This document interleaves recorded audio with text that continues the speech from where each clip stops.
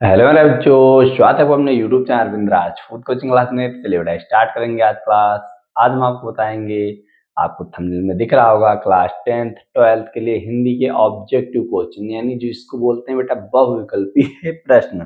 ठीक है, देख लीजिए कैसे से OMR में भरते हैं। ठीक है, उसको बताएंगे। तो ये जो प्रीवियस एग्जाम का पेपर है उसमें के हमने ये मोस्ट इंपॉर्टेंट क्वेश्चन उठाए हैं, यानी जो एग्जाम आपका हो चुका है उसके ही हमने ऑब्जेक्टिव क्वेश्चंस लिए हैं। सारे जितने भी हम करवाएंगे 100-200 करवाएंगे, जितने भी 2 से 10-20 पेपर के जितने भी करवाएंगे सारे पेपर के ही करवाएंगे। ओके बेटा, तो अगर मेरे आप चैनल पर नए हैं, चैनल से जुड़ना चाहते हैं तो मेरे चैनल को सब्सक्राइब कीजिए, साथ में बेटा बेल आइकन को जरूर प्रेस कीजिए, क्योंकि इसमें आप ही का फायदा है। जब हम वीडियो को अपलोड करेंगे तो रैपिड फायर की तरह आपको नोटिफिकेशन मिलेगी। अगर आप पुराने स्टूडेंट हैं तो वीडियो को शेयर करिएगा अपने फ्रेंड सर्कल में। टाइम ना वेस्ट करते हुए बेटा स्टार्ट करते हैं आज की क्लास। ठीक है, देखते हैं बेटा क्वेश्चन।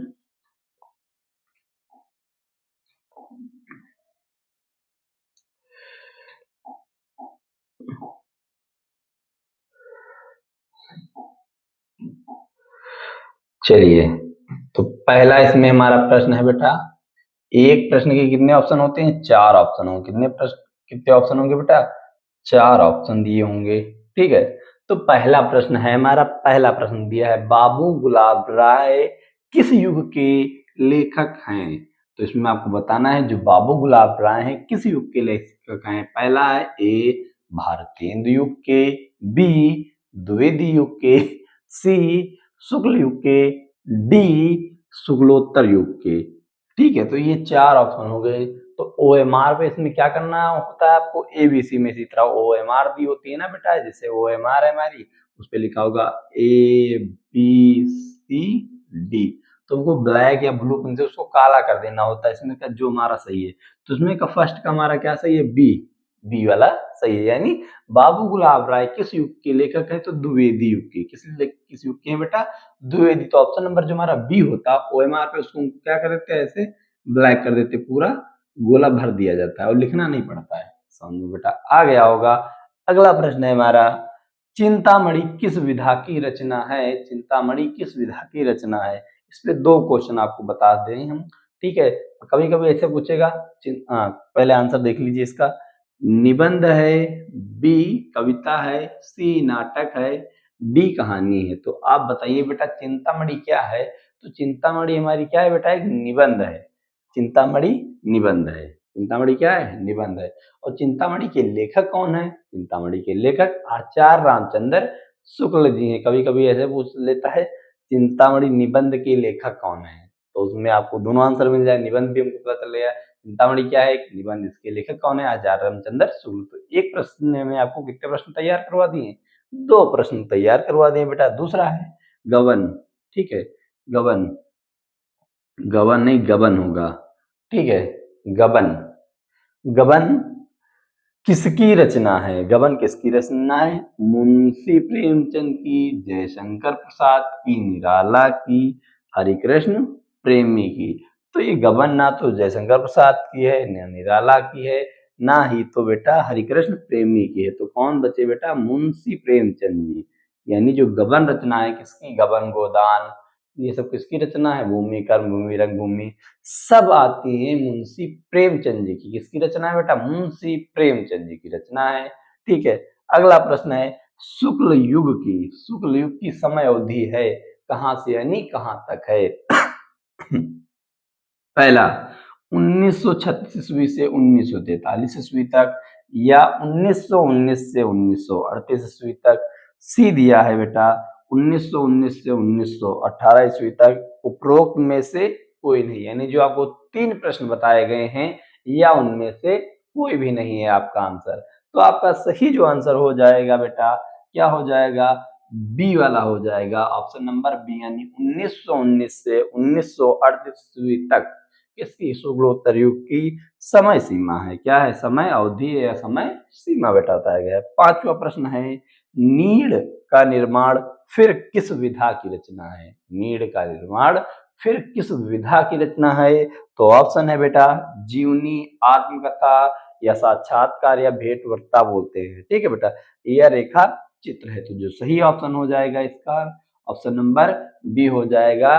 नील का निर्माण फिर क्या है, एक आत्मकथा है। क्या है बेटा, एक आत्मकथा है। इतनी बात समझ में आई होगी। तो चलिए और इसमें के 5 प्रश्न और बता देते हैं। ठीक है, 5-5 यानी एक वीडियो में 10 करवाएंगे, 10 क्वेश्चन बताएंगे। ओके,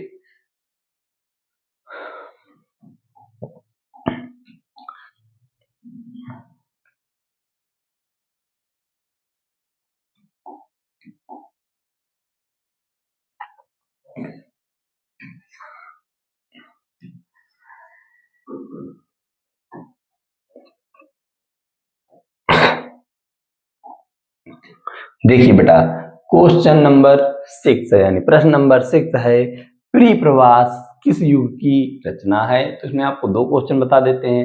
पहले बता देते हैं बेटा, प्री प्रवास के लेखक कौन है, अयोध्या सिंह उपाध्याय। प्री प्रवास के लेखक कौन है, अयोध्या सिंह उपाध्याय। और ये किस युग की रचना है, द्विवेदी युग की, भारतेंदु युग की, या प्रगतवाद युग की, या छायावाद युग की। तो अयोध्या सिंह उपाध्याय की ये रचना है प्री प्रवास। और बेटा ये किस युग की रचना है, तो द्विवेदी युग की, यानी प्री प्रवास किस युग की रचना है, द्विवेदी युग की रचना है प्री प्रवास। अगला प्रश्न हमारा, मधुशाला। मधुशाला तेरी आंखें हैं मधुशाला, हाँ गाना है ना बेटा, तेरी आंखें मधुशाला, जिनको एक प्यारा सा कमल कहूं। तो ये बताना बेटा, मधुशाला। मधुशाला जिसको ना याद रहे तो ठेके वाली दारू याद कर लेना, क्योंकि उसको कौन पीने लगा है, बच्चे बच्चे पीने लगे, मधुशाला बच्चे बच्चे पीने लगे। तो इससे आपको आंसर मिल जाएगा। क्या इसका आंसर दिया राधा सिंह दिनकर है। बी हरि हरिऔध, हरिऔध का पूरा नाम है अयोध्या सिंह उपाध्याय हरिऔध। या सी वाला है हरिवंश राय बच्चन, या डी वाला है सुमित टंडन पंत। तो इतना आपको तो हमने बता ही दिया है। ठीक है, तो इसमें का सही आंसर कौन हो जाएगा, हरिवंश राय बच्चन। मधुशाला कौन पीने लगा है, बच्चे बच्चे। तो इसका आंसर हो जाएगा हरिवंश राय बच्चन, डी है। 8वां प्रश्न है, भारत भारती किसकी रचना है। भारत भारती किसकी रचना है, सियाराम शरण गुप्त की, मैथिली शरण गुप्त की, जयशंकर प्रसाद की, महादेवी वर्मा की। जो इसका बेटा सही आंसर हो जाएगा, क्या हो जाएगा, मैथिली शरण गुप्त। भारत भारती किसकी रचना है, मैथिली शरण गुप्त की है। किसकी, मैथिली शरण गुप्त की है। ठीक है, प्रश्न नंबर 9 है, आधुनिक काल कब से कब तक। आधुनिक काल जो कब से कब तक बताना है बेटा, सन 1843 से अब तक, या 1643 से 1843 ईस्वी तक। सी वाला प्रश्न है, जो सी वाला दिया है 1918 ईस्वी से 1936 ईस्वी तक। और डी वाला प्रश्न में आंसर है, यानी 1936 ईस्वी से 1943 ईस्वी तक। जो बेटा सही इसका आंसर हो जाएगा सन 1843 ईस्वी से सन 1843 से अब तक। ये हमारा कौन सा है, आधुनिक काल है। ठीक है बेटा, लास्ट प्रश्न है क्वेश्चन नंबर 10।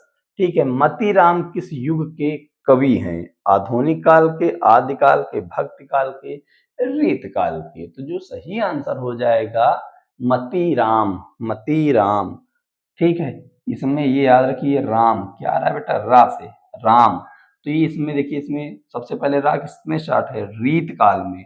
किसमें स्टार्ट है, रीत काल में। यानी मतीराम किस युग के कवि हैं, तो रीत काल के हैं। ठीक है बेटा, अगर ये मेरी क्लास अच्छी लगती है तो वीडियो को लाइक कीजिएगा, अगर चैनल पर पहली बार है बेटा तो सब्सक्राइब कीजिएगा, साथ में कमेंट कर जरूर बताएं आपको वीडियो कैसी लगी। तो मिलते हैं बेटा नेक्स्ट क्लास में। वीडियो देखने के लिए धन्यवाद। Thanks for watching this video.